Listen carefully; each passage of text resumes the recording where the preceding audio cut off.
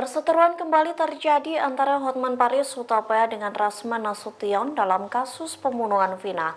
Hotman Paris diduga geram kepada Rasman Nasution yang ikut campur dalam kasus pembunuhan Vina di Cirebon. Dikutip dari Tribun Jakarta, hal itu disampaikan oleh Hotman Paris melalui unggahan di Instagram pada Rabu 5 Juni. Ia mengunggah pernyataan dari pihak keluarga almarhum Vina yang membantah pernyataan Rasman soal proses hukum pada 2016 silam. Seperti diketahui, Rasman menjadi kuasa hukum Yosi P. Ahdian yang mengaku pengacara Vina dan Eki pada 2016 silam. Kini Yosi memilih Rasman sebagai pengacaranya untuk ikut berbicara tentang proses hukum yang pernah dilalui kala membela Vina dan Eki 8 tahun lalu.